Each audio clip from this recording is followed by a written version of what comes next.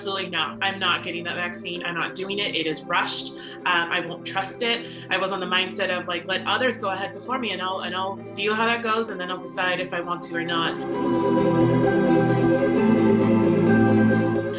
But sure enough, that slowly started changing because the data coming out was very promising. And I remember talking with my coworker the evening before the first dose, and we both were like, this is, if we can do this to protect our families and be an example for our families, then why not? Why not us? We've got to trust the medical community, the scientific community.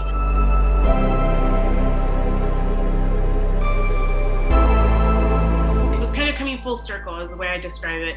I was among the first to care for COVID patients. Our unit was the first one in the hospital to care for COVID patients. When I, got that call from my manager and, it was set like, oh, you're going to have the dose and everything, to realize the magnitude of what that day meant was even more overwhelming, certainly humbling.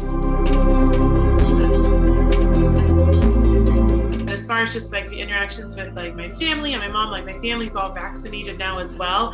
And so it's just a little easier to like hang out. And, for me personally, I always had that sort of worry of, all right, will I be the one to bring something to either of my family members?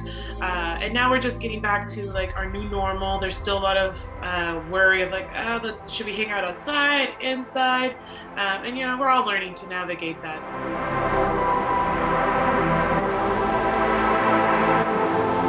As an ICU nurse, I've seen the sickest of the sick. And unfortunately, at the peak of the pandemic, it was just a huge number of Latinos in the ICU.